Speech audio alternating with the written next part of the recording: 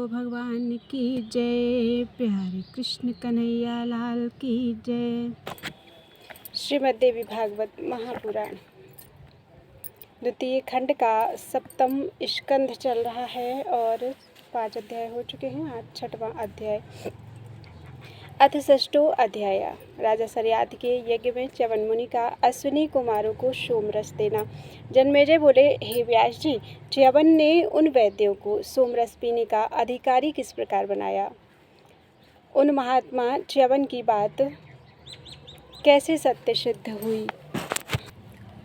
देवराज इंद्र के बल के सामने मानव बल की क्या तुलना हो सकती है? फिर भी उन इंद्र के द्वारा सोमरस के पान से निषिद्ध किए गए उन दोनों अश्विनी कुमारों को च्यवन मुनि ने सोमरस पान का अधिकारी बना दिया।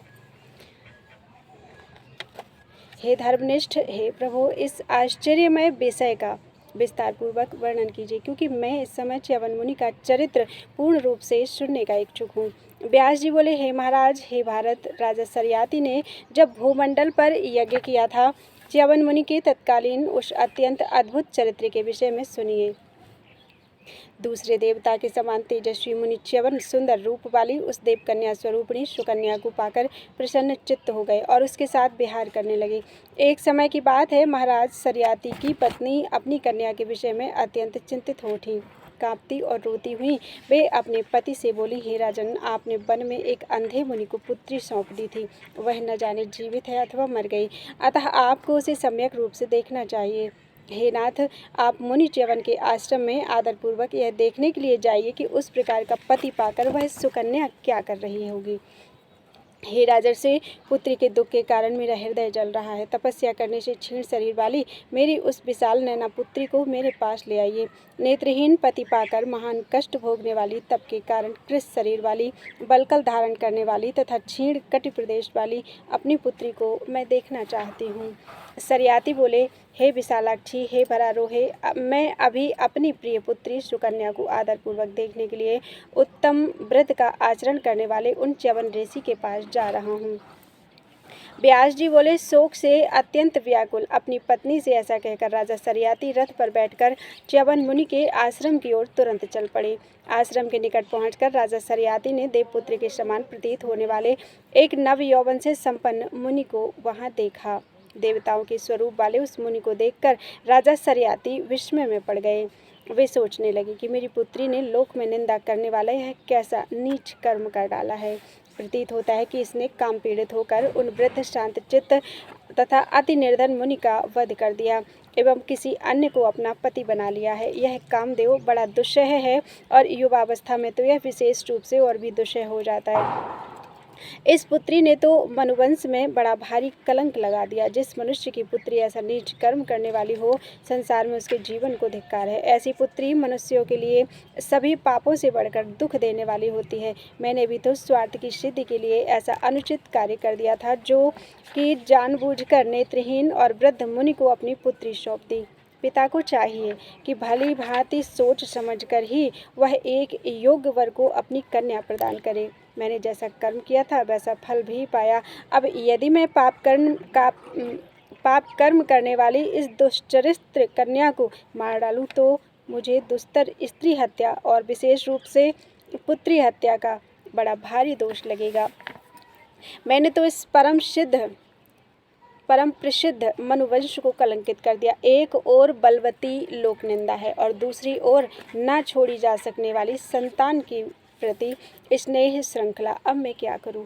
इस प्रकार सोचते हुए राजा सरियाती जब चिंता के सागर में डूब गए, उसी समय सुकन्या ने चिंता से आकुल अपने पिता को संयोगवश देख लिया।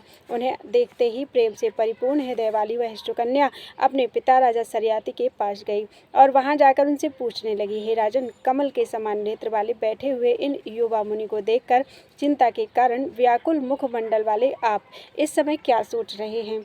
हे पुरुष व्याघ्र, इधर आइए और मेरे पति को प्रणाम कीजिए। हे वनवंशी राजेंद्र, इस समय आप शोक मत कीजिए।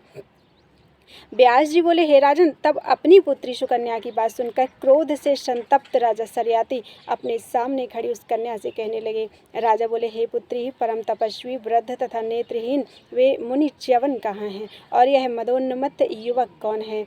इस विषय में मुझे महान संदेह हो रहा है। दुराचार में लिप्त रहने वाली हे पापिनी, हे कुलनाशिनी, क्या तुमने च्यवन मुनि को मार डाला और काम के वशीभूत होकर इस पुरुष का नए पति के रूप में वरण कर लिया?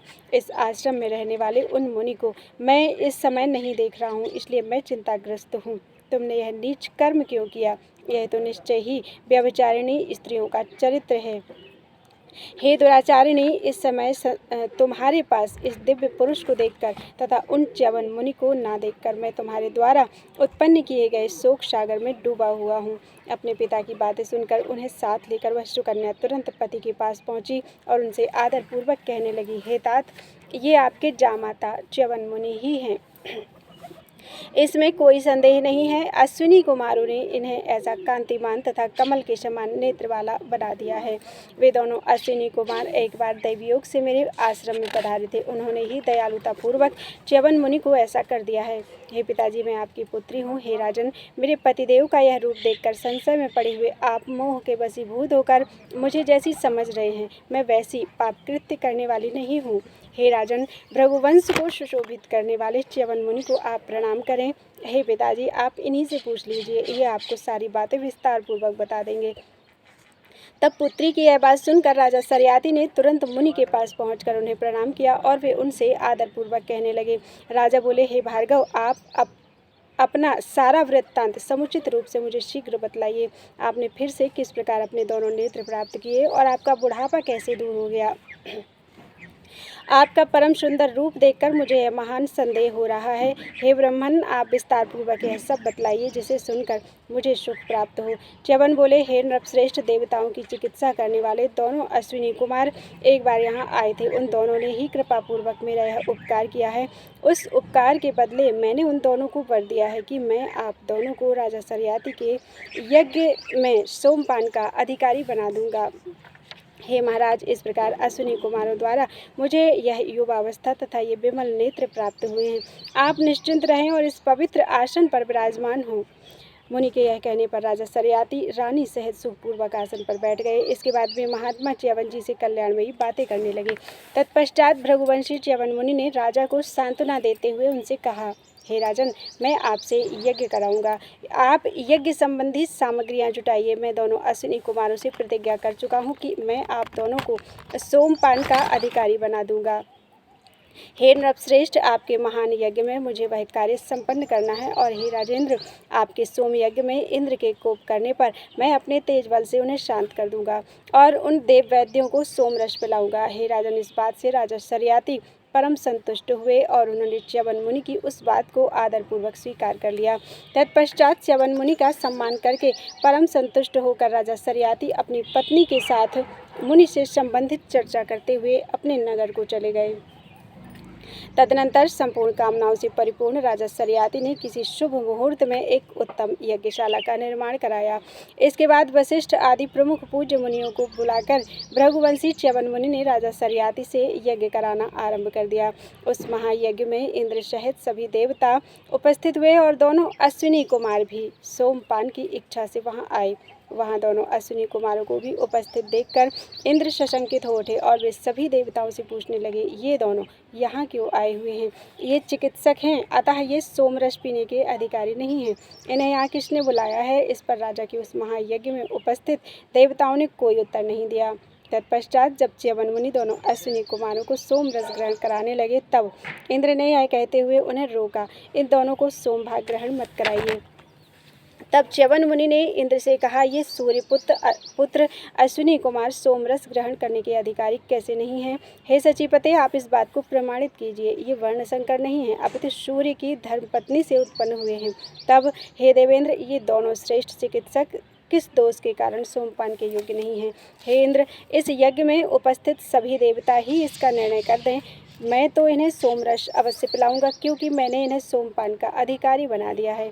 हे मघवन, मैंने ही इस यज्ञ के लिए राजा सरियाती को प्रेरित किया हे विभो, इनके लिए मैं ऐसा अवश्य करूँगा, यह मेरा कथन सत्य है।